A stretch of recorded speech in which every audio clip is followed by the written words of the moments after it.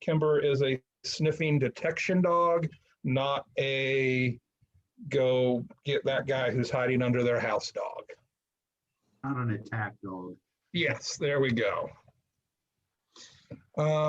Resolution 2021-04, Mad Scientist first reading. Mad Scientist is giving us a grant to help us build a lily pond on the one holding pond there right past the dam behind Green Line Way. 03-2021 salary and positions. This is our second reading of that. Outlines the different positions and what their salary ranges are for village workers. And lastly, 04-2021 supplemental appropriations first reading. That goes back to the Mad Scientist. That is taking that grant money and putting it in the appropriate account so we can spend it and get our bulbs and grasses and cattails and whatnot. And that's all of our legislation. As I said, there was a lot of them, but not a lot of action. And I open the floor to questions if anyone, Tiffany can explain further, if anyone needs further explanation. Anybody? I would just say from the finance point of view that what I learned is that we're kind of the banker for the MPCA. Mm-hmm. And so that's why you're seeing their money being appropriated. We do that for them, but it's their money. So for that, is that for the grant? Yes. Is that what you're saying? Okay. No, for anything. I mean, we do their accounting for them essentially. And so the community garden grant money. Diane, that's not. But I don't believe that's true. I know that they hold their own accounts. They have. Well, there's no reason for that grant money to be on there because it's for in that case, because it's for the community garden, which is part of MPCA. I think is that the village had to get involved in the grant process for the community. That's because the MPCA is not a nonprofit. No, the MPCA is a nonprofit, but it's not a 501c3. Right. Okay. So it's not eligible for most grants. Right. So we again, it's for the grant because the village needed to be the governing body for grant purposes, but not that we are their banker for all their matters. Like we're not appropriating funds for their family fun night or they have their accounts. Right. Just to clarify that for anyone that was listening. Perfect. Does that mean there are two grantees? No, I don't, again, they're two separate entities when they want to be two separate entities, but then they kind of like cross over when it's convenient. And, yeah. Well, I'm just wondering, the grant is for the village, not the MPCA, or it's MPCA and we're just I'm not helping sure out. how they present that to the grant committee. I'm not sure how that's presented.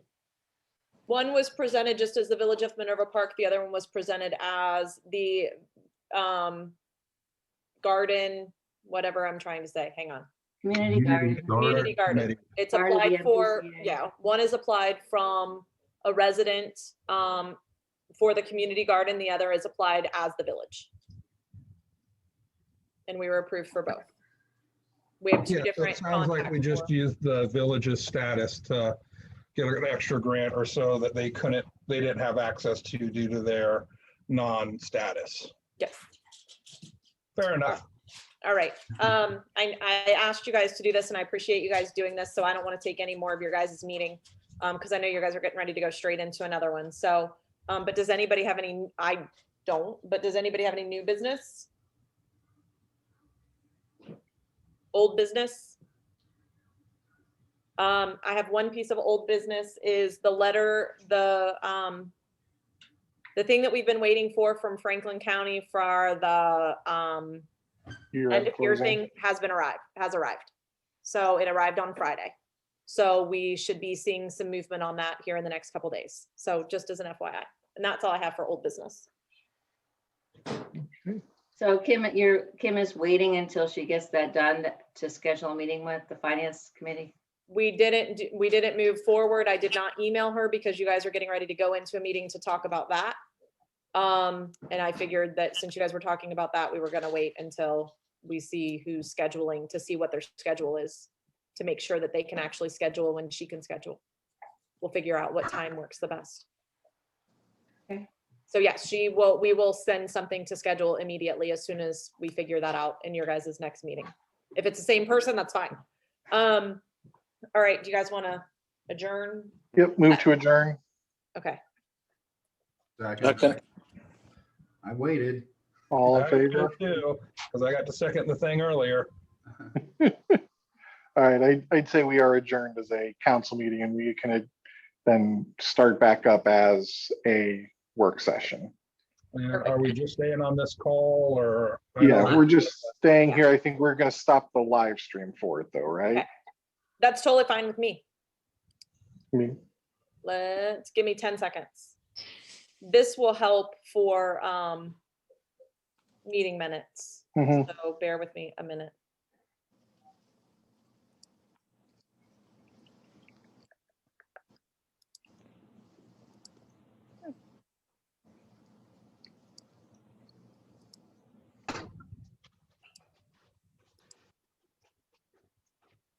All right, should be done. We are still recording. Yep, okay. Does Well, anybody then- see it still on there? Yeah, I see it's still saying recording. I don't see it live The live streaming. stream. Okay, I'm just going to Facebook just to make sure. Okay, I'll give you a second to do that.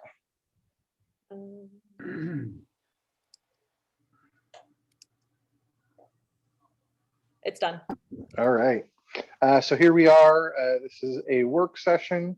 The agenda that was set forth was to first finalize committee chair assignments and then move on to a discussion on the village staffing, the current staffing, and then so that we can begin that discussion of how we believe that staffing should look in the future. For some people who weren't there at the Saturday work session, we had a brief conversation about committees, committee chairs, and an appetite to reassign those. What I had put forth in that meeting was that each person on council and Mayor Hughes send an email to me to nominate those committee chairs. I would tabulate that and bring that to this meeting. I will say I did not get that email from 3 council people. So I didn't get one from Tony, I didn't get one from Joe, and I did not get one from Diane. Did you, so just for neatness and completeness, did you send me those nominations and I didn't find them in my email, or did you not send them? I did not send anything. Okay, I I did not sent a send- copy of a letter, but, well, I didn't realize you wanted nominations for Okay. each department, so. I'm pretty certain I made that clear in my email, so I can't speak to your understanding of it. Diane, did you not send one? I did not. I looked it over and I was just looking at other people's responses and I just kind of like, I don't care. Okay, then, Whatever works, so. then as it stands by my tabulations, the most nominations for communications chair was Diane with 3 nominations. The only and unanimous nomination community is David. So I think we can be certain that David will remain the chair of the community committee. The most nominations for finance was Diane. The most, Mark and I were tied for legislative committee. And safety, Tony, you received the most nominations. And streets, Joe received the most nominations. So if we are going solely by the most, Diane, that would make you the chair of communications and finance. Are you okay? And I would not be a chair of any. Now I will ask you, Diane, if you are comfortable with that. If you are not, I would probably take communications because I was the second highest on that, and you would have finance. The thing with finance is that, you know, the majority of the work, 90% of the work is being done by fiscal, well, Kim Pulley. So that is not so burdensome. It's more like just drilling down, asking questions and all that jazz. So I don't mind taking both, but I don't mind taking both. So whichever way it goes, sorry. Well, I'd like to comment about this notion of having, you know, somebody not having a chair. I'm adamantly opposed to that. And having, you know, I think the, you know, each council person should chair a committee, and that the just like it's done now, where there's 3 committees that you're on and you chair one of them. You know, this notion of having somebody doing 2 is, I'm not in favor of that at all. Well, that was part of the discussion we had on Saturday, and you didn't raise that objection then. Now, does anybody else share that same objection?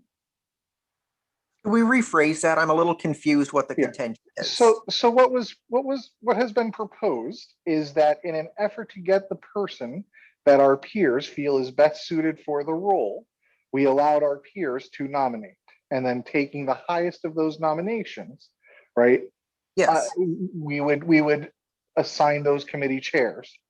The difference being that in the past, each council person was assigned to be a chair of a committee, right? And then the other 2 people in the committee were also assigned so that it was all evenly distributed, right? Yeah.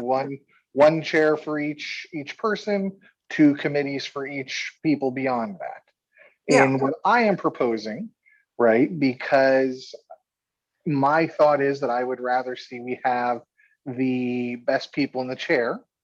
What I had envisioned and proposed, and people seemed open to on Saturday, was that we nominate our peers, right? And then we install those most highest nominated people in the chair, and allow the chair to invite onto their committee whomever they saw fit.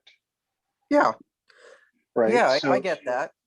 Right. But the downfall or the change in this system, or what I am proposing, is that someone could be chair of more than one committee, right? And then depending on who each chair invites, some people could be members of more than 3 committees. Some people may be members of less than 3 committees, right? Now, that doesn't mean that a council person couldn't attend a committee meeting, right? But it might mean that they are not a member of that committee. Yeah, sure.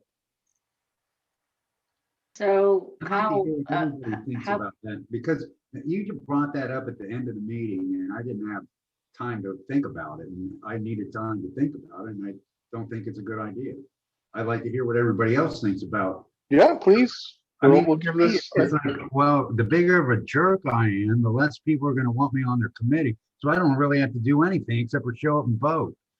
You know, I mean, that is absolutely a possibility, that if there were a person that the rest of council felt was not one that they could work with in a committee situation, that one person would not be a member of any committees and show up to vote. Sure, that's a possibility. Oh, that's and I think you put the nail right on the head, right? Put the head right on the nail there, that if you are unpleasant to work with, and I don't believe you are so unpleasant to work with that I wouldn't invite you into committee. But if one is so unpleasant that they are not invited in, maybe that's more telling about that person than everyone else, right? But it's also, I think what it does to me is it goes against the notion of having representatives of your community with differing opinions being involved in a decision-making process. So then you get the 6 of us that come together and say, we don't want to hear anything from that guy, so we're not going to include him. Well, it would be, I think in that instance, it would be the 5 saying they don't want to listen to the 1. Well, okay. And in our current system, we could do that anyways. We could absolutely not. So if whatever I put forth, the other 5 of you could say no to every single time, whether I'm the chair of a committee or not. Right? If I were chair of the streets committee and I only let the streets committee talk about fixing things on my street and never raised anything, somebody else could absolutely propose legislation to do repairs on another street.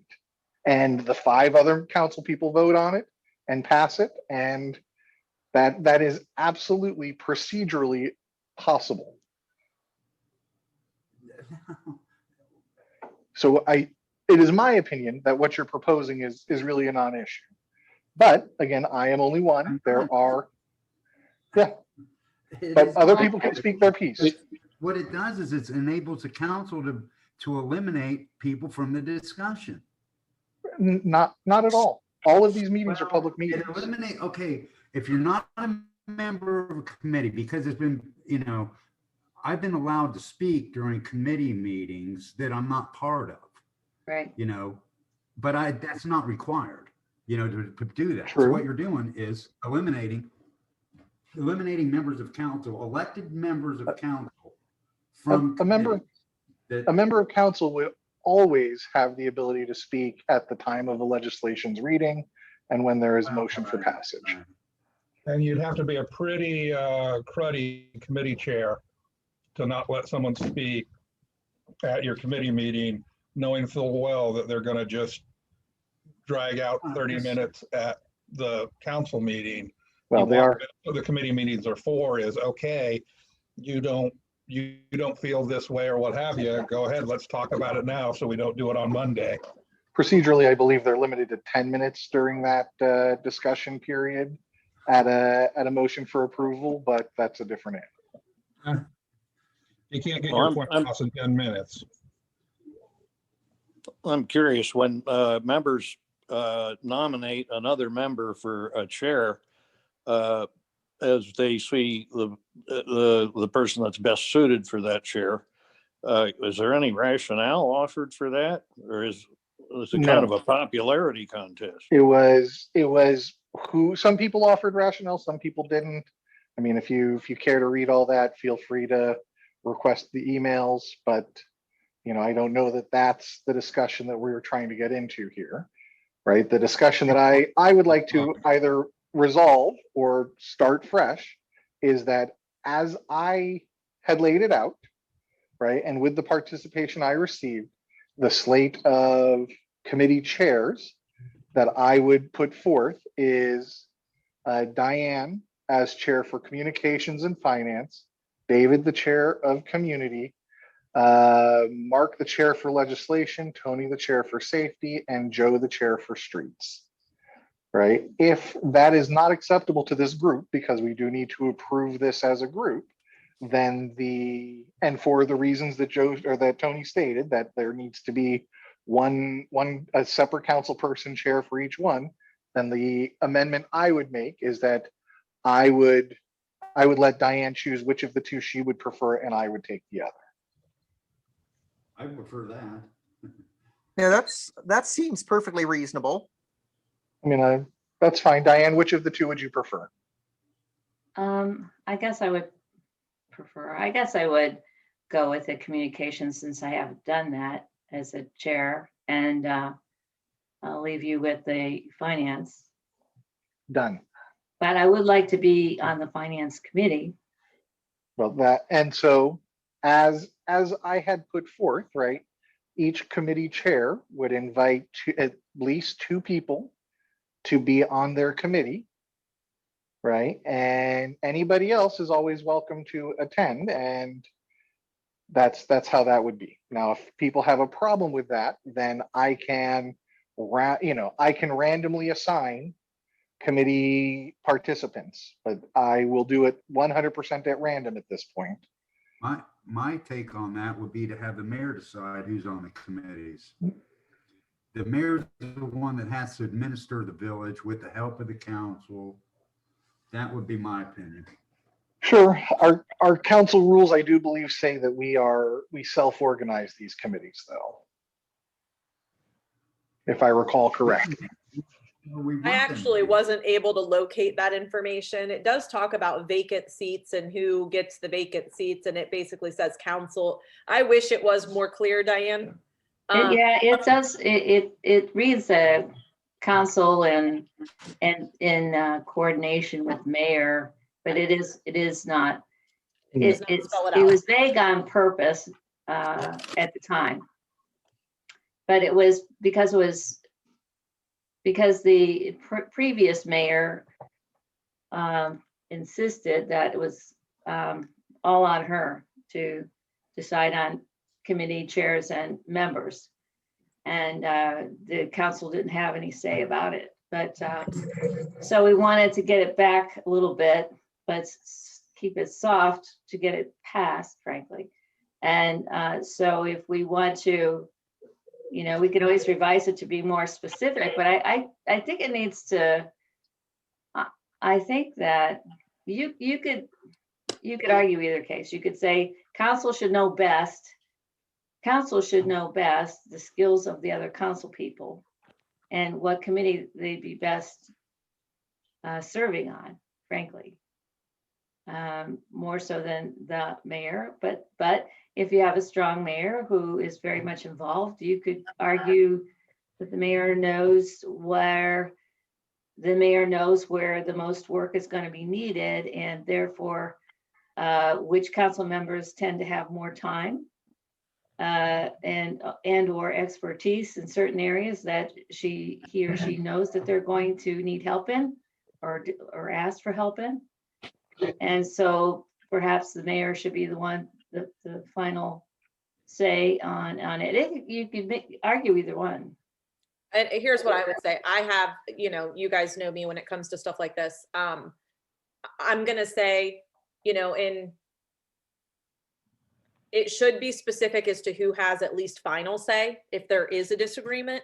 But that said, I do like the fact of being able to work together to figure out which ones, what people, personally, I want people to do what they want to do. There's also, you have to make sure that everything's getting covered. And I appreciate Tony's comment too, because at the end of the day, if nobody's doing anything, then who does it, the one thing that I've learned is when things don't get done, it's not council's fault. I will make sure you guys all fully understand that. The lake is solely my fault for not being done yet. I can't do anything about it without you guys. And Lynn's been blamed for it for how long? So it's a group effort, and I think this is a group effort, and I don't want to, the moral of the story is I tend to agree with you. I mean, I want people doing what they want to do. I don't want to put somebody on streets that absolutely hate streets. So, but I do think if we do get ready to fix the council, the rules of council, I think somebody does need to put a line in there that who does make the final decision in the event that there is a disagreement. I think we'll review rules of council this year because that and several other things should be hammered out. Yeah. But we'll table that for the rest of it. Right. We need to settle on how are we populating the committees right now, because we have committees waiting to hold meetings as well. Yes, Councilperson Berger. So if we do this with Diane being, I believe now communications, you being finance. Correct. Okay. So everyone has a chair. So that means everyone's on one committee. There's two committees left. I would suggest members send to you or Mayor Hughes, whoever's going to make the final list, their top 3 committees they'd like to be on. And that way members can kind of choose, and I'd say top 3 or top 4, just in case, I mean, I know everybody wants to be on streets because, potholes or what have you. If everyone wants to be on streets, we can say, well, what's your number 3? Because not everyone can be on streets. Right. Yep. I'm fine with that. So if is that how everybody wants to do it? Sure. Okay, Right now, then, right. Yep, but we need to have a short turnaround on this. Mhm. So please get me your committee assignment requests for the remaining, for your seats on the committees, not your chairing position, by noon tomorrow. And I will turn that around and have it back to everybody by end of day tomorrow. So by 5 p.m., this will be done so that people can start scheduling meetings. Is that good? Yeah. Okay. Okay. Then moving forward, this is the second agenda item, which was something that Tony had brought up, and we have promised work session time on, and that is sort of, if I am again understanding what you're looking for, Tony, is a broader big picture analysis of the staffing of the village, right? And how we envision that for a long-term strategy. What I had is that a fair assessment of what you're looking to do? Yeah. Okay. And so what I had proposed as a methodology for that is that we look at the current staffing, right? First get an understanding of what we have now, and then lay out what we would like it to be, and then finally work towards a plan to reconciling the two. Does that sound like a fair way to do this to everyone? Yeah. Yeah, that sounds perfectly reasonable. Okay, well then, now that we have some agreement, let me grab a piece of paper to take some notes on this. Okay, so why don't we, where do we want to start? Right, so we have current village. So who's our current village staff, right? So we have the mayor, we have what used to be a Becky, and I didn't even know. Administrative assistant. Is that administrative assistant?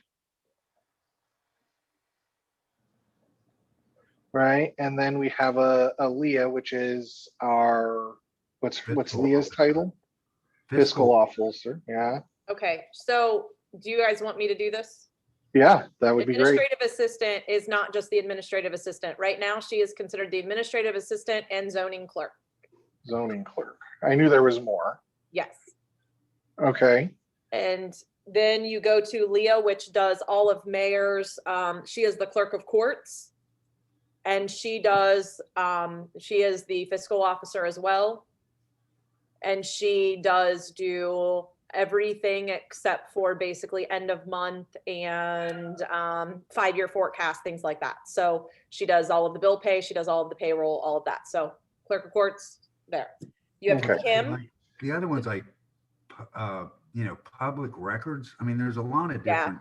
So she also falls under human resource. When you want to start talking about Lisa, then, or I'm sorry, when you want to start talking about Leah, yeah, you fall under, she does all of the records requests. She does all of the fireproof. Yes, that is not the administrative assistant. That is Leah. Then human resources. She is human resources. She is basically everything that the administrative assistant is not. Okay. Then you go to Kim. Kim is also, she is the assistant fiscal officer. And she fills in for Leah anytime she's not able to. She answers questions for us. She is a fill-in, know-it-all, everything fiscal officer. I think in the future, I mean, that position of assistant fiscal officer is temporary. Yeah, it is and it isn't, because here's what I would tell you. In the event that we had 2 weeks ago, having one person that can write checks and having one person can really put you in a bind is all I'm going to say about that. So when you've got somebody out for 2.5 weeks. This is the discussion we have to have about is who is going to job share. My vision is that we're not going to have permanent assistant fiscal officer.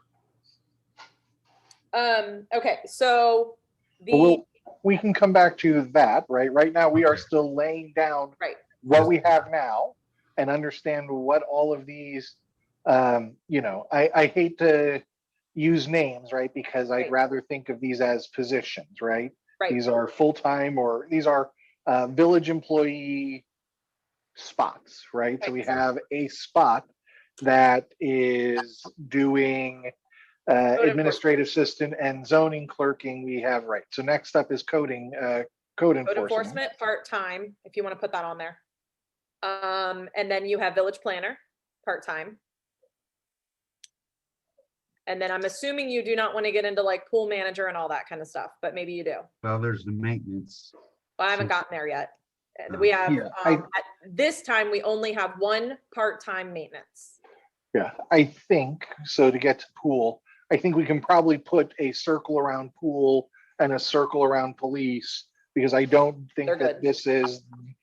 I don't think this conversation includes either of those animals. Does No. anybody else disagree? No.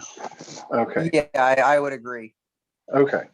It makes more sense to me to work a little more on job description versus title, because Well, I think, 5 titles. yeah, I think we're going to come back to that. Right now, I am just trying to lay out what we currently have, because we may have people here who are unaware of the scope or the breadth of our employment. Right, so let's get all of that down first, and then we can go back and flesh out what each of these jobs or each of these roles is currently responsible for. That's that. So that way we know everything that's getting done, and then we can take all of the everything that's getting done and reassess that or reorganize that as to how we would like that to fall under employees in the future. The clerk of courts and clerk of police as admin or whatever that was. Right, Is that's that also all- Leah right now? Yeah, That's under fiscal officer? correct. And I believe some of this just came about because our actual fiscal officer that we started 2020 with did not work out. And then we brought someone in who was kind of half-time but could help out. And I think our job, if I'm remembering correctly, our job descriptions, or at least job duties that the wonderful staff is doing, kind of came together uniquely based on their shared experience and position. Yeah. Right, well, that's true. And I don't think we have a job description for the assistant fiscal officer. She's sort of the, you know. Right. I would almost consider her like a consultant or a contractor, but that's a different animal. And then, so now back to it, and we currently have one part-time maintenance person employed, right? But we know that is, we're reading or just passed something to expand that to more. Now we have a maintenance person that's permanent part-time. And then we have seasonal help, which is currently a budgeted amount, which could be 1 to 3 people on average. Right. That's what we have. Okay. Are there any other positions that are currently employed by the village? You forgot the village planner. No, And- Oh, we got that. I Oh, got and the that, code enforcement, you got that? and I got that as well. All right. Okay.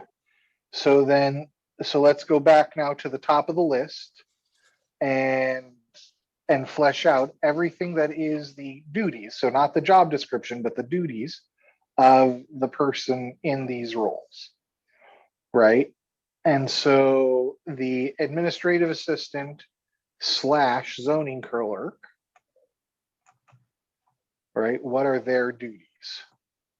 So I'll give you a quick version of what their day looks like. They answer the phone, they answer the doors. That's number 1. So anybody calls, anybody comes in, which is throughout the day. And Sure. Eric, I think you're on here. So if you want to chime in here shortly, if I forget anything, but answering the phones, answer the doors, they get the mail, they log the mail, they deliver the mail to whoever it goes to. Don't And you I'm think we're gonna getting skip into around. too much detail here. Okay, do you guys I want don't know. I Yeah, don't know I that that's you asked that's me no to more look detail too. than I was looking for. Okay. I think, envision you know, this to be, managing the receptionist would be, Or and greet then the mail bride. management. I'm envisioning this as at least a 2, if not a 3 session discussion. So I would rather get this kind of duty so that we can capture all of this, right? And then isolate each one of these duties, and then we could reorganize those as whatever efficient way we may see fit. Right. I think if I don't explain what they do, I mean, just saying she's a receptionist doesn't tell you that she processes all of the pool memberships.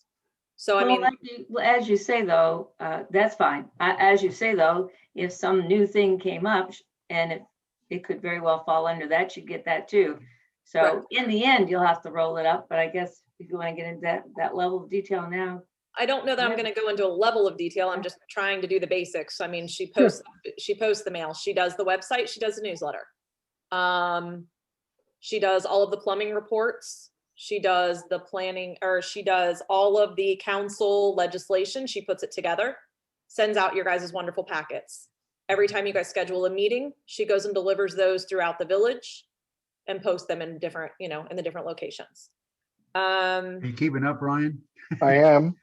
No, and again, I'm gonna probably forget half of what she does during the day, because again, The I know minutes, that she does all of the the pool minutes of the memberships. meeting.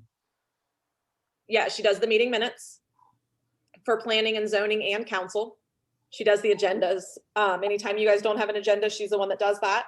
She also, you know, she's the one that puts everything, you know, when you schedule a meeting, she'll post them in different places. It goes on the website. When she does the agenda, every time we amend an agenda, she has to go back and redo it. You get the whole point. Basically, she's the clerk of council. I don't know really how else to say that. So add that job title to her. So anything that you guys need done, that's who does it. Unless I help. So Maybe the term would That may be another conversation. If we could talk about the clerk of council and maybe identify the jobs of the clerk of council. right. Under a certain like sub. Right. I think that comes as part of the second phase of this, which is what is our desired end state? Right. And then, you know, then we have to determine a transition plan. Well, Okay.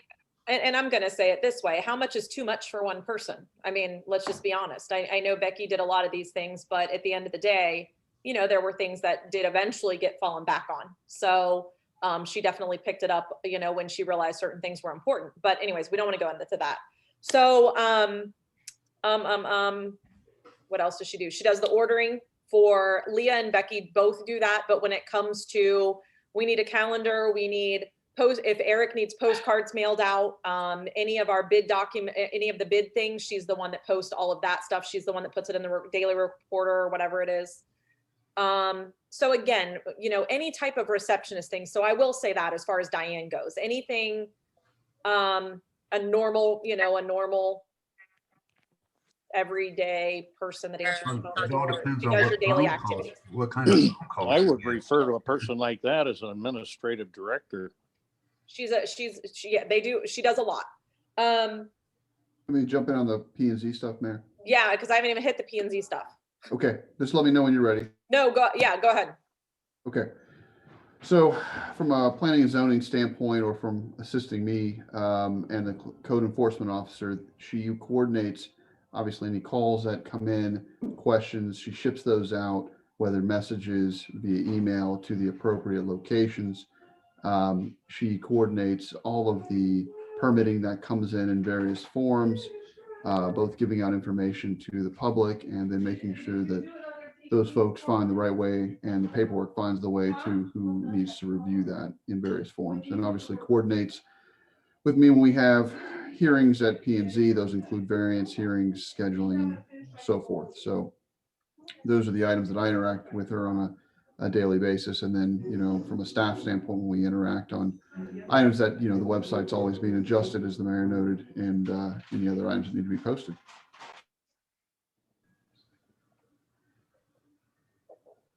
Okay.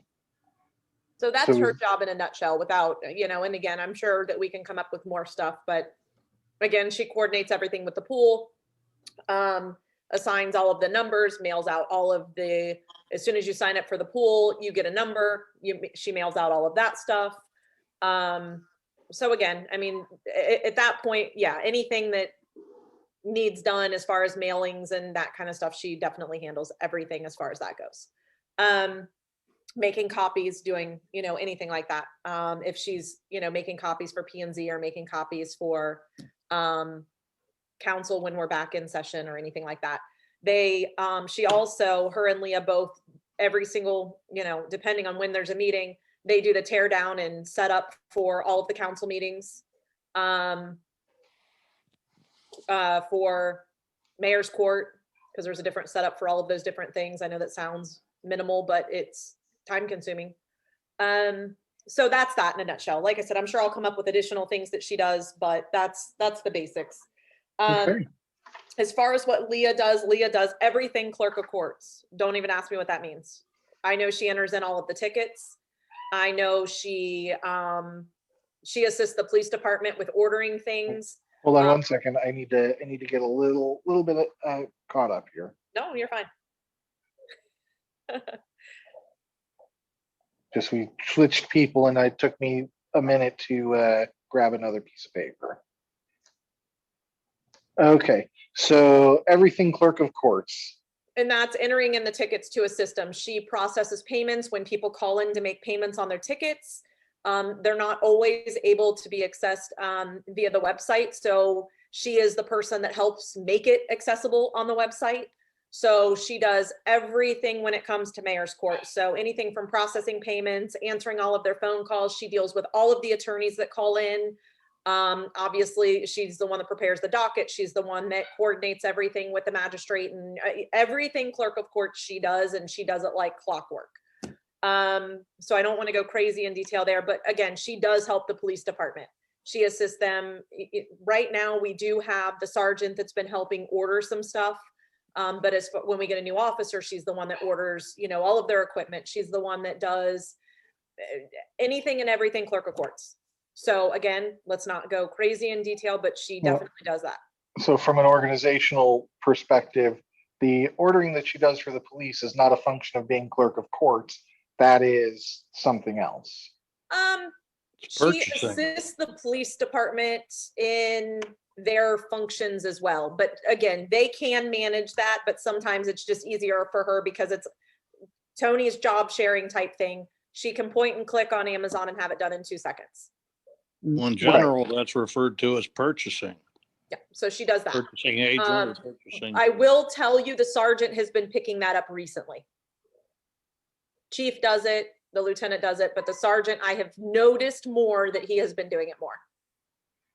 Okay, so yes, anything that has to do with payments and tickets and all that kind of stuff, she handles. She deals with, like I said, the attorneys in the courts in Franklin County and you name it. And then she also is the person that manages all of the accounts when it comes to the clerk of court counts. She is the accounts. She's the person that is aside from her being fiscal, because she did that before. So she's the person that balances all of that, and then she gives all of, you know, so yes, there's that part. When it comes to human resources, she is the person that anybody that has an issue or problem, they go to her. But she is also, and again, I think most of you know what human resources is, that she handles all of our new employees. She handles everything human resources, from adding people to insurance, taking them off of insurance, answering their questions, sending them emails. So she is our human resources person, period. Then you move on to fiscal. She is still inserting in all of the hours on Paycor. There's been some glitches still that we've not been able to get past. So she does still enter in all of the payroll information, but it is much simpler now that we have half the amount of employees without EMS. It does only take her a few minutes to do payroll because we have Paycor, so it is still great. She pays all of the bills. She answers all of our basic questions as far as administration goes. What's here? What's here? Chief will ask her a question. I'll ask her a question. She is still our go-to fiscal officer. As you guys fully know, Kim has a full-time job. She doesn't answer, you know, we don't reach out to her at 2:00 in the afternoon on a Tuesday. Leah is able to assist us and go through all of that. So she is still definitely our fiscal officer when it comes to to the basic functions. Kim, let's move to Kim. I mean, Leah does everything that the administrative assistant does as well. Like, she will answer the phone, she answers the door. Again, anytime that if the administrative assistant is gone, she's able to order things, she's able to order, whatever we need for the building, anything like that. So she is able to step in for the administrative assistant, for the most part. I mean, again, she answers the phone, she answers the door when she's at lunch, she does all of that. So Leah does step in and she does that. She was also our notary, but I've actually removed that from the website at this point, because again, at what point is too much, and that is too much, because again, that was just a time consuming thing for her. 15 minutes here, 15 minutes there. It doesn't seem like a lot, but then some of them, some residents just want to talk to you, which is great. But unfortunately, there were times in which you could be busy for 30 to 45 minutes notarizing one piece of paper. So Leah does everything under the sun and moon. Okay. She posts all of the end of year, or she does post all of the receipts for the month. Kim just does the final part. So she does do all of that. Kim does most of our end of month. She does our end of year. Kim is still the person we go to, because Kim knows that she budgeted for the community building. Like, she knows that these numbers are already budgeted in there. So Kim is still our go-to when it comes to, is this in there? Is that in there? Because Kim is like the master of numbers. You can ask her what she did 3 years ago on this line and she can tell you. Like, it's the weirdest thing I've ever seen in my life. So, I mean, I don't think I really need to go crazy in detail on what she does. She is a behind the scenes. Like you said, she's more of a contractor. She is 110% when she's available. But she's definitely, she's as available as she can make herself. It is what it is. But it has been working, and if it's not broke, don't fix it. And that's kind of the way that we are with all of that position right now. Going to Eric. Eric can kind of tell you what he does on a daily basis, and I'm only going straight to Eric because he's the only other person that's really there right now, and Brian. So Eric is currently handling all of the Westerville City Schools. He coordinates all of that with us. As you know, he is still coordinating things with MI Homes right now. For example, there was an issue, and I'm not trying to go in detail, but we had a resident get a bill from WOW that somebody destroyed a line, and he was able to coordinate with them to resolve this. He is still doing things over in the new development, answering things for the residents over there. That's kind of just still above my head when it comes to what do we do with this. So he does still have all of his contacts. He is still dealing with them. We have not, as you guys know, accepted the final of MI. So he is dealing with Westerville. He's dealing with them. He is currently doing our code enforcement, doing as much as he can. He is currently doing our permitting, approving permits. He is answering all of their questions. Anybody that's reaching out to code enforcement right now is going straight to Eric, period. Because we do not have a code enforcement officer, and we are working on that right now. Mary, can we jump in on anything? I mean, Eric, you can kind of give a brief update of what you do other than everything Sure. MI and everything Westerville Schools. Sure, absolutely. So currently, as most of you probably know, I put in 15 hours a week. That would be about 1/3 of a full-time gig. I know they say 40, but the reality is when we work a 40-hour week, it's 45 to 50 in any professional job. So it's about 1/3. Of that 1/3, I have a meeting average of 1 meeting a week. As many of you know, there's more than 1 meeting a week here in this fine municipality. Those are generally encompass minimal of 3 hours with prep meetings, things of that nature. I'm on site at least 3 days a week. At that time, I meet typically with staff, mayor, and have my other appointments. I will make appointments as necessary with residents. I try to organize myself in the blocks to be efficient because I also work a full-time gig. Not always possible. Residents will call me. Sometimes they're concerned. Sometimes I've got Westerville Schools calling me concerned. If I can reschedule them into one of my blocks, I do, in order to keep it a nice even 15. I am, but sometimes I have to take the call as, whenever it comes in, and that's several extra minutes the village gets out of me if it's not a long call, and residents, I think, generally appreciate a certain level of customer service. And having been in this business for 20 years, I tried to give the very best I can to the residents of the village, coordinate with obviously council members, give support to council as required, and as the mayor tells me to go forth and prosper basically on those projects, and with P&Z and any other duties basically as assigned when problems come up. Typically, from my experience standpoint, I facilitate and stand in on various miscellaneous problems. And staff coordination, we do a number of things. Police will typically bring things to my attention when we have situations, because everybody tries to be the eyes and ears of the village. And, I tell the officers when I see a problem, and, when it's outside of my purview from the, and it's within theirs. And we typically, work together well from a planning and zoning and code enforcement and police standpoint. And I'm happy to take any other questions if there's any other things that council wants to ask, but that is typically what I do in any given week. And some weeks change. Some weeks I spend significant more amount of time on a P&Z issue, or I spend a significant more amount of time on a Westerville schools issue. And then there are weeks where I spend more time right now on the permitting or assisting residents with a variety of problems. When we have a code enforcement officer that's regularly there, I typically overlap with that individual, and we go over various issues, whether with the code or with a particular case. And, there's obviously for certain complicated cases that I have more experience on, I'll coordinate and work with the attorney and or the engineer on various issues. So there's any variety of flexibility that goes into a planner's job, and you are currently paying me to be a senior level planner with my background and experience. The village, as long as you continue to go forward with a planner, I would think you would want someone with mid-level experience and above. Entry level is more of a learning thing. You kind of need people to train them, and that wouldn't necessarily serve your purposes. So, but again, any other questions, please let me know. Okay. And We're then, good. Oh, go ahead. oh, no, that was it on that. And then all I was gonna say is code enforcement basically enforces our codes. We currently don't have somebody, but we'll be working on that. Obviously that's not the only, they drive around, they look for issues, problems, concerns.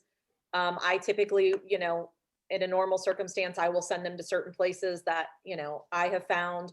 Residents will, email them and tell them certain things that they have found. They'll go research it. They'll, follow up with that, approving permits. Anytime that there is a variance, they handle that with Eric. So code enforcement, I think, is pretty straightforward. I think we all pretty much know. And then, it's a matter of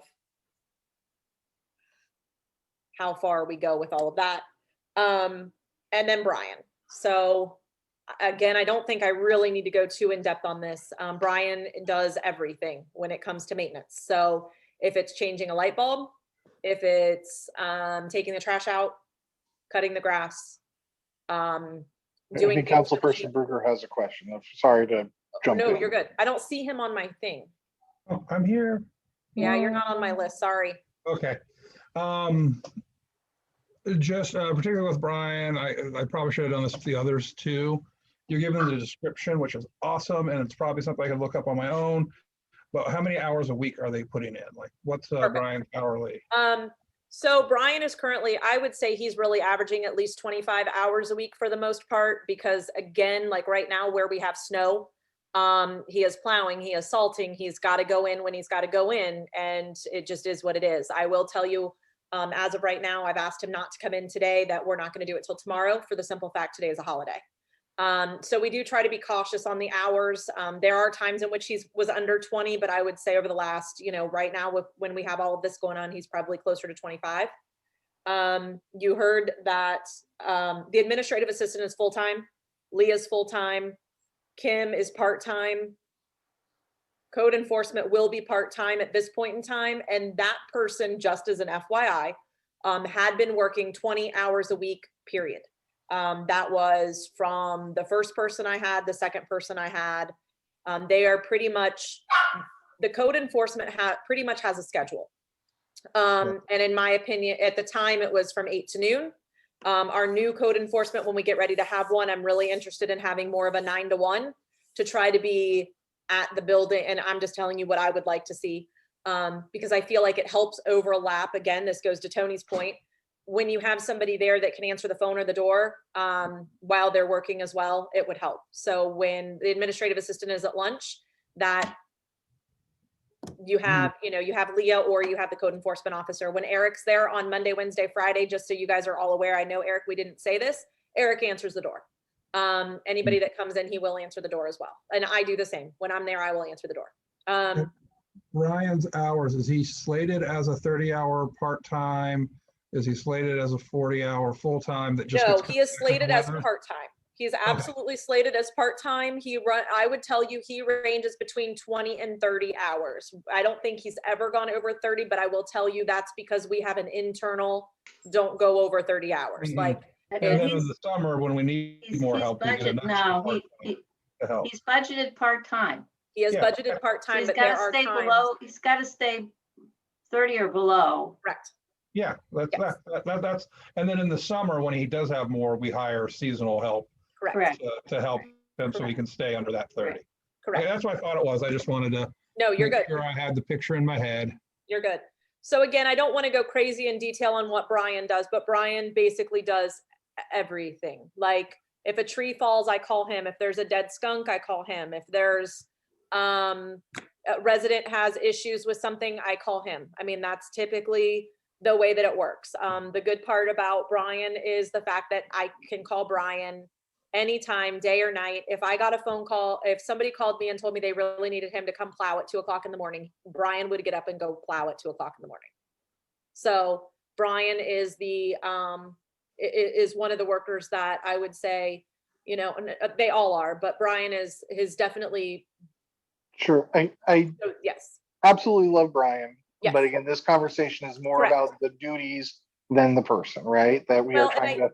I think that's what I guess I'm getting at. I don't know that everybody would do everything that I typically, so if we want to strictly talk about job description, there's probably some things that he does that's probably not on his job description. I would say that. So, when we get to that point, that's where I we're would at. like to just kind of try to concentrate on office staff, and maintenance is another separate topic. Sure. Okay. So what we have then is we have gone through all of the office staff, right? We have gotten a fairly expansive rundown of their duties, what they are expected to do on a daily, weekly kind of basis. So from here, there's a few different ways that we can move forward, right? The way I have been envisioning this conversation is the next step would be to discuss how we want it to look. But I would feel that before I would be ready to really lay that out, I would like to digest what we just heard, take the information of all those duties and parse it out so that then I could, get creative, imagine how that could be more, if it could be any more efficiently organized. And if I could, That's the mayor's job. Well, see, You get elected, did you? no, Mayor? so the village council is the one who approves all positions in the village, right? It has to, so that's actually within the purview of council. and I would like to say that the direction that I what I envision is combining the code enforcement officer and creating another full-time position with code enforcement, planning and zoning type stuff, all falling under one person. Because right now we've got, many part-time employees, and I think we could incorporate and create a full-time position, which would help in keeping people here, because I think, that's the bad part of the code enforcement officer's job is it's just, I wouldn't say a temporary thing. It's gonna be very difficult to find someone to stick around to do that job as a part-time position. And that's just something for everybody to digest and maybe think about how we go about incorporating different jobs that we have in a full-time position. I hear what you're saying. I would probably, for my own 2 cents, turn the coin to the other side and say that, with the size of village that we are and our finances as they are, one full-time person, if they are on a long-term leave or if they are on vacation, it would be very hard to back that one person up, right? In a position like code enforcement where the other people in the office may not have those skills. That's my thought in that as part of the digestion. But what I wanted to come back to is, so we've got the information. I believe it's my opinion, I would like to digest this information before we move on to a next step. Does anybody are they ready to charge forward with this information? Or are we stopping here so that we can digest this and have a conversation after some cogitation? I think it's a good idea, just like your recommendations for the committees. I needed time to think about it. So I think that's very appropriate to let this sink in and understand the direction I'm pushing for is trying to, maybe not a full-time position, but trying to consolidate. Well, yeah, I do want to. Trying to consolidate those positions. Right. So what then I would say, I will take the notes because I did my best to capture all of this. I can type up what I gathered and email it out to people. We should look to schedule another work session on this. Next Monday is a regular council meeting. Do we want the first to be another work session regarding this? You mean have a third work session for the Well, so we would need to continue this conversation in a work session, right? right? So next Monday, we typically do these things either on, right? So next Monday is a regular scheduled council meeting. So we wouldn't have a work session then, Right. right? So we could either go and have a work session for this one topic on Monday the 1st, or we could try to include it as part of our discussion and work session on the 6th. What's it? Right, but we have the other business of council to deal with on the 6th. I think you could wait till the Saturday, to be honest. Well, maybe we could, would people be willing to put in a third hour if necessary in the discussion? That's what we're here for, isn't it? We're public servants trying to make it run as best we can. Well, she's talking about putting in a third hour on the Saturday work session. Right, the Oh, 6th. hang on a minute. Like what you're saying. Right. David, Yeah, the too. 6th. You usually have to jump Yeah, out you're- early. Yeah, Yes, never mind. I was thinking we were going to do an evening one. That does change things. yeah. No. And for that reason, I do feel like keeping these neat and tidy helps productivity, right? I think that if we can keep the Saturday work session to 2 hours, keep the Monday night work sessions compact, right? So that we're not going astray, we work to a goal and then we move on. I feel like that is optimal for productivity. I'm glad to be told I'm wrong. I will say, looking at my tally calendar, I might not be here at that Saturday work session. I Okay. might have a conflict. Monday. I have trouble on Saturdays too. I've got a sick brother. All right. So then for the purposes of this discussion, why don't we schedule a work session regarding this overarching village staffing idea, right? We made this one of our priorities and one of our goals for 2021. We will schedule that for the 1st and have our regular work session to prepare for the business meeting on the 6th. I'll second that. All right, then we'll. Did we state what the goal is? We did actually, Joe. If we can recall, and I can go back to my notes. And while Brian looks for that, Tiffany, Yep. how are we coming on finding our replacement for Becky? Well, I'm, What? Or wait, I'm getting the wrong person who put in their 2 weeks No. notice. No, We have Lisa, we have yes. Lisa, someone or other. Lisa, Oh, we already have it. What am I thinking? I'm sorry, I'm confused. that's I okay. thought it was still Tuesday. He's still living in last week. Mm, is this what you call the staff organization or staff? Regarding reorganization, or- regarding the priority, what we said was that village staffing was a priority, and the goal that we set forth was that by the end of the second quarter, we would have completed a review of the work needs. So I think that we are well on our way in that.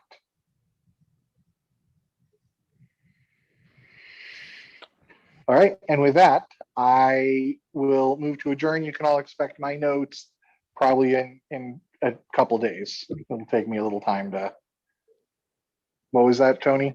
Well, and we need to send out like the committees we want to be on. Is that what? Yes, by noon tomorrow, Okay. I will look for your request for your committee seats. If I don't get them, I will assign at random. Well, we'll talk about how that works. Well, I mean, I will put forth a list and then I'm gonna move send to my list. accept. I don't know about who's signing who. Well, there we go. There we go. So, and with that, I will move that we adjourn. Second. Second. All in favor? Aye. Aye.